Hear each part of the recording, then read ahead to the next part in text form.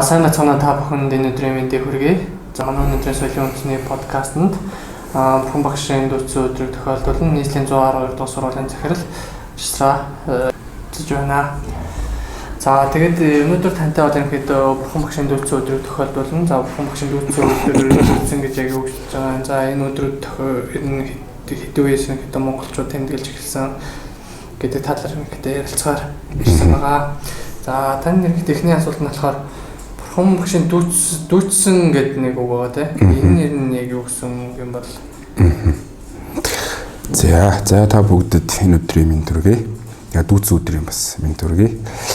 Тийм. Тэгээд ер нь бол Бурхан багшийн их дүүцэн гэдгийн дүүчин гэж төвд үг байгаа юм. Тэгээд энэ юу гэсэн үг вэ гэхээр их цаг гэсэн утгатай. Их цаг. Тэгээд их үйл явдал болсон гэсэн санааг илэрхийлдэг ийм үг төвд үг. Тэгээд монгол хэлэнд орж ирээд монгол хэлний бас дуудлаганд найруулагдаад дүүцэн гэдэг юм дүүцэн гэж бид бол ярианыхаа хэлэнд одоо Бурхан багшийн их дүүцэн өдөр гэдэг ингээд тэмдэглээд ирсэн. За энэ их цаг гэдэг дотор ямар үйл явдал болсон, тэгээ ямар үйл явдлуудыг бас их цаг гэж ингэж авч үзэж байгаа юм бэ гэх. Тэгэхээр Бурхан багшийн одоо мэндэлсэн өдөр, Бурхан багшийн одоо гэгээрэлд хүрж нирваныг одоо олж гэгээрлийг төгс гэгээрэлд хүрсэн өдөр, за мөн одоо нирван дүрийг үзүүлсэн өдөр гэсэн ийм гурван үйл явдал нэг өдөр тохиож байгаа учраас энэ өдрийг бол их цаг их үйл явдал тохиолсон гэсэн ийм нэрээр нэрлэж ингэж ирсэн байна. Тэгээ энэ өдөр нь бол зуны тэргүүн сарын шиний 15-нд гуруулаа юм болсон байна гэж ингэж үздэг. За тэгээ энэ дүүцэн өдөр одоо Бурханы шишинтэй маш олон улс орн байгаа тийм. За Монголд ер нь хэдэн үеэс энэ одоо дүүцэн өдрийг одоо тэмдэглэж ингэж эхэлсэн. За тэгээ энэ бусад улс орнууд бас энэ дүүцэн Бурхан багшийн дүүцэн өдрийг тэмдэглэдэг. За Бурхан багшийн ер нь их дүүцэн өдрийг бол тэгээд улс үндэстэн болгоно л тэмдэглэж байгаа. Тэгээ яг одоо өмнө яаж тэмдэглэж ирсэн бэ, одоо яаж тэмдэглэж ирсэн бэ, яг ямар цаг үеэс яаж тэмдэглэж ирсэн бэ гэдгийг бол яг тэдэн онд тэгж тэмдэглэж ирсэн гэдэг нь бол хэлэх жоохон түүхтэй. За яагаад тэгж байгаа вэ гэхээр Бурханы шишин бол одоо өөр 2500 орчим жилийн ийм түүхтэй шишин байна. Тэгээ энэ цаг хугацаанд бол Бурхан багшийн одоо энэ их дүүцэн өдрүүдийг нийгмийн хэмжээнд, шашин номын хэмжээнд бол хурал номын хэмжээнд бол тэмдэглэж өнгөрүүлж ингэж ирсэн. За харин зүгээр яг одоо өнөөдрийн байдалтайгаар нийтийн энэ одоо ёслолын маягтай гэх юм уу? Нийтээр одоо ингэ тэмдэглэдэг ийм болж эхэлсэн нь бол 1901 60-аад он байна уу? Тэр үеэс бол тооцож байгаа. За 1999 онд байхаа. Бэдэ тэг санаж байна. Яг албан ёсоор одоо ингэ Бурхан багшийн их дүүцэн өдөр гэдэг нэрээр нь бол дэлхийд дахинд бол тэмдэглэж ирсэн. За энэ үүднээс монголчууд ч гэсэн 1990-ад оноос хойш бол Бурхан багшийн дүүцэн өдрийг нийтийн хэмжээнд тэмдэглэж явж байгаад за сүүлд одоо бас олон нийтийн амралтын өдрүүдэд Бурхан багшийн их дүүцэн өдрийг одоо нийтийн амралтын өдөр болгож гэж хуульчилж өгсөн. За энэ хуулийн хүрээнд бол нийтийн хэмжээнд бол тэмдэглэж болсон юм одоо зүйл тогтсон байна. Бусад орнуудын хувьд бол ерөнхийдөө одоо Бурханы шишинтэй орнууд бол Зүүн Өмнөд Азийн орнууд байна. За тэгээд Төв Азийн орнууд байна. За тэгээд дээрэс нь одоо сүүлийн үед Бурханы шишин бол Европт их дэлгэрч байна. Тэгээд Европын орнууд бол өөр өөрсдийнх цаг хугацаанд бас Бурхан багшийн дүүцэн өдрийг бас тэмдэглэж өнгөрүүлдэг юм уламжлал тогтсон байна. Энэ нэр нь орнуудын тэмдэглэлтийг ялгаа юм уу? Тийм одоо онцлог зүйл гэсэн юм байгаа юм. Дүүцэн өдрийг тэмдэглэдэг. Өмнөд Азийн орнууд ингэж тэмдэглэдэг. Европод одоо ингэж болж байгаа. Монгол бас Бурханы шишний өөртөө онцлог байдаг гэдэг тийм. Энэ онцлог ялгаа нь. Тэг яг ер нь Бурхан багшийн дүүцэн өдөр бол саний хэлсэн 3 үйл явдал гэдэг зүйл дээр л концепц нь бол яг бууж байгаа юм. Үндсэн агуулга нь бол тэнд байгаа. Зөвхөн улс үндэстэн болгон бас өөр юм маягаар тэмдэглэдэг. Тэр нь юугаар яадаг вэ? Юунаас бол тэгж шалтгаалж байна вэ гэхээр соёлын ялгаа байна. Соёлын ялгаа. Монголчууд жишээлх юм бол одоо өөрсдийнхөө монгол соёлынхаа хүрээнд Монгол одоо үндэстнийхээ хэмжээнд Бурхан багшийг бид бас Бурхан багшийн үйл явдлыг бол тэмдэглэж байна. Зүүн Өмнөд Азийн орнууд бас өөрсдийнхөө соёлын хүрээнд тэмдэглэж байна. Төв Азийн орнууд өөрийнхөө соёлын хүрээнд тэмдэглэж байна. За мөн дээрэс нь одоо Европын улс үндэстнүүд ч гэсэн өөр өөрсдийнхөө соёлын хэмжээнд тэмдэглэж байгаа. Гэхдээ гол агуулга бол яг адилхан.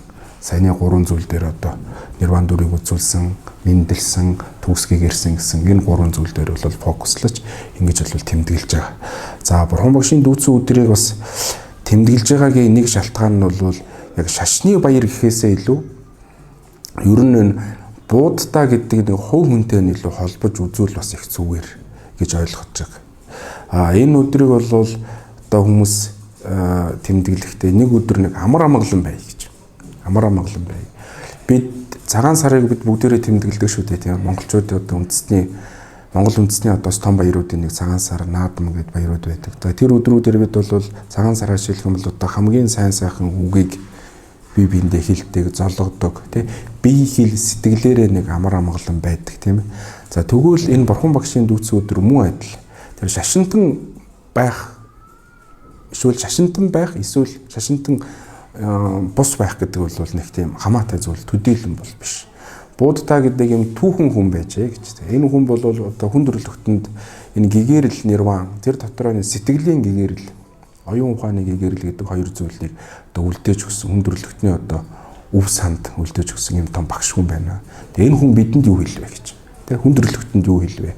Тухайлх юм бол одоо монголчуудад юу хэлсэн юм бэ гэж. Тэ бид энэ хүний тэр хэлсэн зүйлийг юу гэж ойлгож авах юм бэ гэж. Тэ тэр өнөөдөр бол Бурхны шашныг энэ орчин үед гурван талаас судалж байгаа. За нэг нь бол мэдээж шашин гэдэг нэг тийм тал байна. За дээрэс нь одоо гүн ухаан гэдэг юм тал байна. Дээрэс нь шинжлэх ухаан гэдэг юм талбарт бол гурван юм талбараас олон улс судалж байгаа. Одоо бол энэ гурван талбараас судалж байгаа. За тэгвэл энэ хүн гүн ухаан талаас юу гэж хэлсэн юм бэ гэж тийм ээ? Гүн ухаан талаас. Хүний амьдралд номын ёс гэж байна, ертөнцийн ёс гэж байна. Энэ номын ёсонд юу гэж хэлсэн? ертөнцийн ёсонд юу гэж хэлсэн тийм ээ? Юу гэж сургасан гэж. Дээрээс нь шинжлэх ухааны ойлголтууд байна. Буддизмд ямар шинжлэх ухааны ойлголтууд байна? Өнөөгийн шинжлэх ухаанаар тайлагдж байгаа, огтлцож байгаа ямар ойлголтууд байна гэдгийг бодох. За бүр ингийн төвшөндөө бид ингээ ярих юм бол нэг өдөр сайхан бие биендээ нэг сэтгэлийн нэг стрессгүйгээр нэг бие биендээ нэг сайхан үг хэлэх, сайхан инээмсэглэл төрүүлэх, нэг улсаараа нийтээрээ нэг амар амгалан байх нэг шалтгааныг л тавьж өгж байгаа юм л да. Ер нь бол энэ өдрийг Бурхан багшийн дүүцэн өдргээд тэмдэглэж байгаагийн гол утга учир нь бид Бурхан буудтаа гэдэг нэг том хүнд баярлаа, талархлаа гэл ингээд нэг ийм гэдэг агуулга бол ер нь бол биш. Гол агуулга юу гэхээр нийгмээрээ нэг өдөр сайхан цагаан хоол идэ, тэ сэтгэл санаагаа нэг сайхан хариуцгая. Сэтгэлийн дээр амар тайван байдал гэдэг зүйл маань ямар чухал зүйл вэ гэдгийг бас ойлгоё гэдэг. Энэ л уриалгын дор тэмдэглэж байгаа. Ийм бас агуулгыг бодвол их зүгээр юм болов уу гэж зүгээр хувьдаа боддөг шүү дээ тий. Багшийн дүүцэн өдөр гэдэг гэнт одоо ажлын өдөр байж байгаа тарах юм бол амарчдаг тий. Энэ өдрийг ер нь одоо яаж өнгөрөөх тийм одоо зан үйлийн шинжтэй ч юм уу эсвэл одоо таны гэсэн цагаан хоол идэх ч юм уу тиймэрхүү одоо ер нь ингэж өнгөрөөх болно гэсэн тийм тогтсон ойлголт ч юм уу эсвэл тийм зүйл ер нь байдаг болоо. Тийм яг би түрүүнд бас яриандаас хэллээ. Тэгээд яг Бурхан багшийн одоо сургаж байгаа сургаал номлолууд дотор бол хүн муу сэтгэл гэдэг зүйлийг л төвчих хэрэгтэй. Тэгээ сайн сэтгэл гэдэг зүйлийг бол хөгжүүлэх хэрэгтэй. Тэгээ эрдэм ухаан, бэлэг ухаан гэдэг зүйлийг бас бий болгож хөгжүүлэх хэрэгтэй гэдэг юм үндсэн одоо Бурхан багшийн сургаал байна тийм. Тэгэхээр энэ өдрийг бол хүмүүс тэр тухайн өдөр би ямар муу сэтгэл надад төрж ийн. Жишээлбэл би уурлахгүй бай гэж нэг өдөр уурлахгүй гэж төвчж болох уу тий болно. Хин нэгэнд би худлаа хэлэхгүй гэж төвч. Нэг хин нэгэнд би одоо атаарахгүй бай. Хин нэгэнд би омгорхгүй бай. Тий бусдын одоо тэр стресс бухимдлын нэг өдөр би шалтгаан болохгүй бай. Нийгэмд би эерэг бай гэдэг нэг зүйлийг сахиж одоо байвал тэр өдөр та Бурхан багшийн дүүцэн өдрийг та тэмдэглэж яана л гэсэн. Тэмдэглэж яана л гэж. За илүү одоо Бурхны шашинтан хүмүүс бол мөн адил сэтгэлээ ингэж сайхан засаад тэгээ одоо зан үйлүүд байдаг шүү дээ. Хамтаа хийдэд ирж мөргөх. За одоо тэр өдөр одоо майн мэгзэн мунших. Илүү шашныхаа одоо агуулгаас харах юм бол тухайн шашинтны одоо том бурхан гэдэг юм уу одоо том төлөөлөгч гэдэг юм хүмүүсийн одоо их үйл явдал бас өдрүүд байдаг л да. Тухайлх юм бол одоо Богд ламын дүүцэн өдөр гэж бас байдаг шүү дээ. Богд зонховын дүүцэн өдөр тийм. Ийм өдрүүдэд хийсэн сайн үйл болгон буян тий сайн үйл буян болвол хэдэн жирийн өдрүүдэд хийснээсээ илүү ихээр тийм аривчдаг гэдэг тийм итгэл үнэмшил байдаг.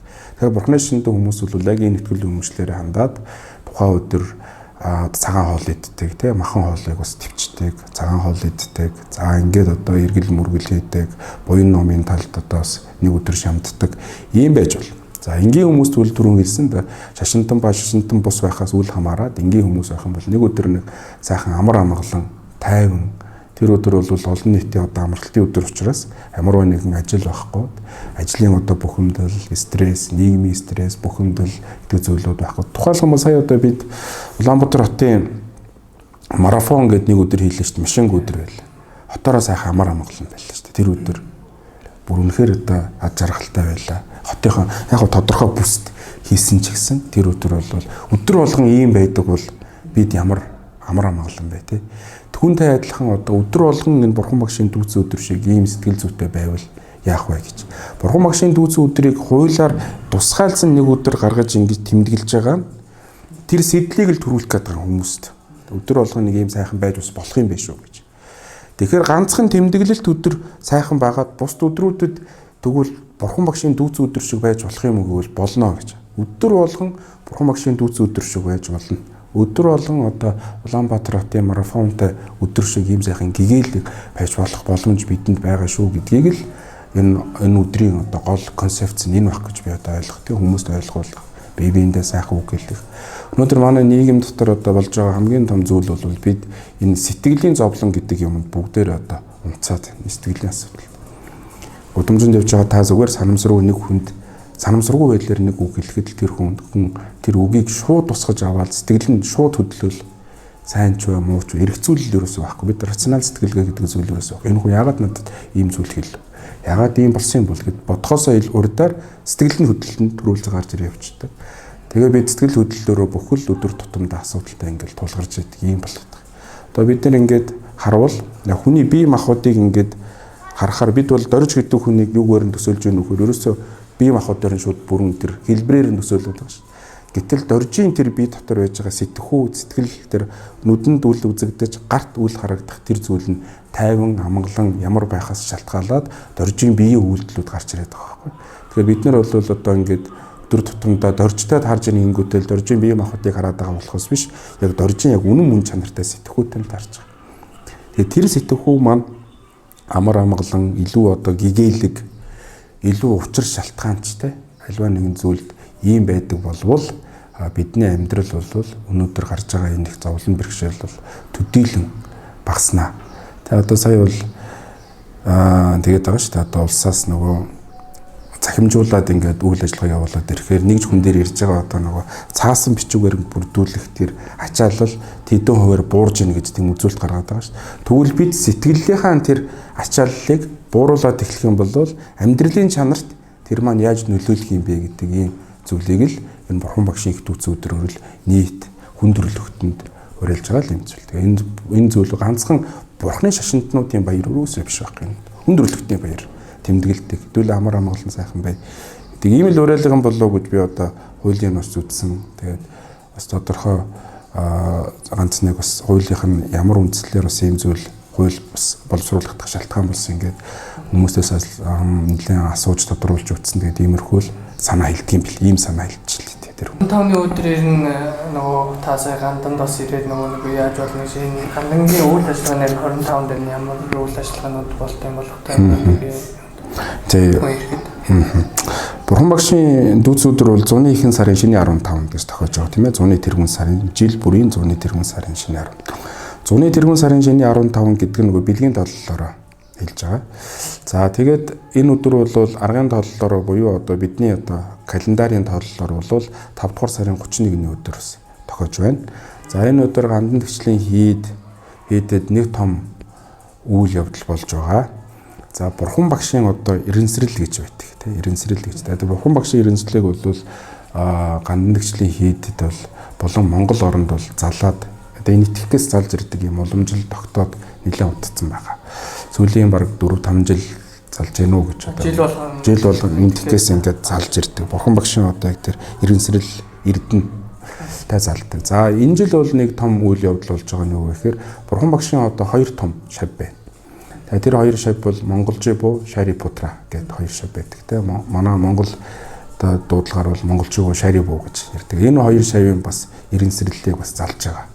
За ингээ бурхан багшийн одоо эренсрэл за мөн одоо бурхан багшийн 2 шавдар 2 шав босон энэ 2 шавийнх нь эренслийг ингээ залаад энэ жил залж байгаа нэг онцлог үйл явдал болох юм. Тэгээ 5 сарын 30-нд бас залах юм байлээ. Тэгээд одоо нэг 7-8 хоног байна уу нийт одоо ард иргэдэд тэр бурхан багшийн иргэнсрэлд мөргөх тийм бол үйл явдал болох байх. За мөн дээрэс нь одоо цөм хийдэд бол бурхан багшийн чог гэдэг хурлыг хурдаг. За тэр хурал номын үйл ажиллагаа бас болно. За мөн одоо талбай дээр Сүхбаатарын талбайгаас ахуулаад хандлагчлалын төртөл нөгөө сүрт чагсаал гэж болдог. Сүрт чагсаал гэж. Тэр чагсаал бас болох байх. За ингээд одоо төр байгууллагууд байгаа юм. Одоо бурхны шишний үйл ажиллагаа явуулдаг төрийн бус байгууллагууд нийлээд өөрсдөө явуулдаг үйл ажиллагааг нийгмийн сайн сайхны тухайд явуулдаг үйл ажиллагаагаа танд сурталчлах. За зарим одоо эмнэлэг, уламжлалтын эмнэлэг эмчнэр гэж бас уламжлалтын үзлэг онцлог хийх мэтчлийн юм олон арга хэмжээнүүдийг гандан гэрчлийн хийдээс жил болгон зохион байгуулж явуулдаг л да энэ хоёр өдрүүдэд. Яран дурдгцэнтэй энэ нөгөө нэг одоо бурхан шашныг одоо илүү нөгөө нэг энэ жилийн одоо буддагийн хүмүүсийн амар амгалан 50 байдлыг ингэж өнгөрүүлэх. Энэ нь одоо яг энэ дэлхийн нийтийн чиг хандлага болж байгаа гэсэн үг үү? Зөвхөн одоо Монгол үндэсний ингэж онцлогоор ингэж одоо урайлагдаар энэ тэмдэглэл өнгөрүүлэх гэж байгаа гэсэн санаа юу? За ер нь бол бурханы багшийн одоо сургаал бол хамаг амьтны тусын тулд гэж байгаа. Хамаг амьтны тусын бурхан багшийн одоо сургаал бурханы шишний үндсэн концепц бол хамаг амьтны тусын тулд гэдэг том агуулгаар явдаг. Тэгэхээр энэ агуулга байгаа учраас ерөөсөө зөвхөн одоо нэг улсын одоо юу гэдгийг тусгаж байгаа фокус гэхээс илүү ерөөсөө л хамаг одоо бурханы шишний бол фокус бол энд ингээ ойлгож одоо тодорхой чиглэж явж байна гэсэн үг. Зүгээр дөрөв би яриандаа бас хэллээ нөгөө соёлын ялгаа гэж байна. Соёл ялгаа. За тухайлах юм бол Монгол соёлд байдаг бурханы шишнийг юу гэж хэлдэг юм бэ гэхээр Монголын бурханы шишин гэж хэлж байгаа. Монголын бурханы шишин. Үндсэн концепц агуулга байна. Гэхдээ монголчууд өөрсдийнхөө соёл бурханы шишнийг яаж буулгаж өөрсдийнхөө нүүдлийн соёл иргэншил гэдэг энэ иргэншил дотроо яаж бурханы шишнийг буулгаад тэр хоёр нь хоорондоо бие биентэйгээ яаж ингэ үсэл санааны хувьд нэгдэж байгаа юм бэ гэдэг зүйлийг ярих хэрэгтэй. Тэр үеж ижил бурхан тухайн улсын бурханы шишний одоо тэр өвөрмөц чанар буюу юник чанар нь харагдана гэсэн үг. Тайландын буддизм нэг өөр байна, Шри-Ланкийн буддизм нэг өөр байна, Төвдийн буддизм гэдэг нэхэд өөр байна, Хятадын буддизм гэдэг чам буддизм байна. Хятадын чам буддизмээс салаалаад Японы зэн буддизм ч гэдэг юм уу, Солонгосын буддизм ч гэдэг юм. Яг адилхан бурхан багшийн сургаал байдаг. Гэхдээ орон орны өөрийнх нь соёлд уусаад тухайн одоо үнд зүйл айдентитет нь яаж нэгдэж байгаа юм бэ гэдэг зүйлээ шалтгаалаад тухайн улсын тодтогсон буддийн шин болж гарч ирж байгаа. Тэрнээс яг үндсэн агуулга бол адилхан хамаг амьтны тусын тулд гэдэг том агуулга бол байна. Тийм болохоор одоо саяны миний хэлсэн сэтгэлийн амар амгалан гэдэг бол бүхэл бурханы шишинтнүүдийн одоо том зорж байгаа том зорилго. Амар амгалан бий болох. Бурханы шишний бурхан багшийн сургаалаар яаж судалж сэтгэлийн амар амгалан буюу одоо сэтгэлийн тэр сүрэг сэтгэл гэж яг орчин үед энгийн үгээр хэлээд байгаа. Яг бурханы шишнийхээ үгээр бол нисванис гэдэг. Бид 84 мянган ийм одоо нисванис буюу муу сэтгэл, сүрэг сэтгэл байна гэж бурханы шишинд үздэг. Тэгээ бидний амьдралд гарч байгаа зовлон бэрхшээл бүхэн хаанаас үүдэлтэй юм бэ гэхээр тэр 84 мянган муу сэтгэлээс үүдэлтэй. За түүнээс үүдээд одоо бие хэл сэтгэлээрээ бид үйл хийдэг. Энэ үйл нь хураагдаад ирэхээр юу болохоор үлийн үр болдог карма гэж ойлгодог тийм. Тэгэхээр энэ үлийн үрийн энэ одоо тойрог дотор бид амьдарч байна. Тэгэхээр энэ тойрог дотор байхдаа сайн үлийн үр хураах юм бол сайн үр дагавар гардаг, муу үлийн үр хураах юм бол муу үр дагавар гардаг гэж. За бидний одоо эмээгөө тэгээ бүхэл одоо хүмүүс одоо сайн мэдэн ярьдаг зүйл үү гэхээр нүгэл гэж ярьдаг тийм 10 хар нүгэл 10 цагаан буй юм гэдэг энэ ойлголт. Энэ ойлголт бүх бурханы шишинтэнд байгаа. Ганцхан монголчуудад байдаг ойлголт өртөөсөө биш. Бүх бурханы шишинтнүүдэд байна. За энийг бол одоо орчин үед энэ Европын зарим хүмүүс бол нөгөө сэтгэлийн эмоцтой, сэтгэл хөдлөлтөй илүү холбож тайлбарлаад сэтгэлээ эрхэн удирдах уу, залах уу гэдэг агуулга адилхан нэр томьёоч гэдэг юм уу жоохон шинжилгээ ухааны маягтай болгоод ингээ ирчгээ бид жоохон танихаа бичээд байгаа юм. Бид шинжилгээ ухааны нэр томьёот олж ирэх. Тэгэнгүүт бид юу гэж ойлгох вэ гэхээр шинжилгээ ухааны зүйл байна гэж ойлгоод байгаа юм. Уг мөн чанартай бол тэр буддийн шишний концепц ахгүй монголчуудад бид нар одоо 400 гаруй жилийн бурханы шишний идэвхтэй түүхээр бол бид 400 орчим жилийн идэвхтэй түүхтэй. За бурханы шишний урт хугацааны түүх ярих юм бол бид бараг 2000 гаруй жилийн түүхтэй юм ард том байхгүй монголчууд. Тийм болохоор тэр зүйл маань бол монголчууд ихээс илүү нийт одоо Бурхны шинтнүүдийн л одоо зорж байгаа том зорилго сэтгэлийн амар амгалан гэдэг бол аль ч одоо Бурхны шинт оронд байдаг юм зүйл байна л гэж хэлхийвэр. Энэ нэг миний сонсчихсан нэг одоо 90-ад оноос өмнө цаг үеийн улс төрийн нөхцөл байдлаас шалтгаалаад одоо монголчуудын цагаан сар болон бус тэмцэжний холбоотой эрсдлүүдийг харж ирсэн гэсэн. Та гэхдээ Бурхан багш их төрсөн өдрийг 1950-ад оноос ерөнхийдөө тэмдэглэж ирсэн гэдэг. Энэ дэр нь харагдаж барьж ирсэн ч юм уу одоо нэг юм харагдж ирсэн тийм бас улс төрийн юмд орж ирсэн үйл явдлуудтай болж байгаа юм цаа өдөр хамаарч байгаа юу гэж. За Бурхан багшийн дүүцэн өдрийг яг тэр 1950-ад он гэдэг би бас яг тодорхой санахгүй. Гэхдээ ер нь нэг чуулганаас Бурхан багшийн одоо шавнырын одоо Бурхны шинтэн улсуудын чуулган дээрээс энэ санал гараад тэгээ ерөнхийдөө нийтийн хэмжээнд одоо өнөөдрийн хэв маягаар тэмдэглэдэг болохыг бол гарсан. Би 1950 байна уу 60 байна уу гэж одоо санаж байна. Яг тодорхой бүр хэлж бол сайн мэдэхгүй байна. Зүгээр ер нь Монголын Бурхны шинтний тухайтад хэлэх юм бол 1937 ингээд Бурхны шин бол ерөнхийдөө одоо цаг үеийн байдлаас болоод хаагдсан. 1944 онд Гандан нэгжлийн хийдийг мөргөлийн дугуй нэртэйгээр дахин сэргээсэн. За энэ үеэс ахуулаад Бурхны шин Монгол туурхтны хэмжээнд зөвхөн одоо Улаанбаатар хотод Гандан нэгжлийн хийдэд Бурхны шинийн үйл ажиллагаа нэлээд хатуу хараа хяналтанд дор явуулах ийм үйл ажиллагаа болж нэгдсэн. За ингээд одоо бусад энэ баруун аймагуудад бас 1960-ад оны хүртэл бол бас сүм хийдүүд нэгдэжсэн. За 1960-ад оны ихээр тэр сүм хийдүүдийг бас үйл ажиллагааг зогсоогоод за ингээд тэр тухайн үеийн одоо үйл ажиллагаа явуулж исэн сүм хийдүүд бүгдээрээ Гандан тэгчлийн хийдэд хурлаа нэгтгэсэн. Тэгээ 60-ад оны одоо хойш бол ер нь Монгол туурхтны хэмжээнд одоо ганцхан Гандан тэгчлийн хийдэл Бурхны шинийн үйл ажиллагаа явуулж болох одоо ийм эрэхтэй байсан. Өөр Монголын одоо хийдүүд ч гэсэн бас Гандан тэгчлийн хийдэд хурлаа барьж нэгтгэсэн юм хуралтай байдаг. Тэгээ Гандан тэгчлийн хийдийн хурал бол одоо ингээд жил тойрон хуралддаг.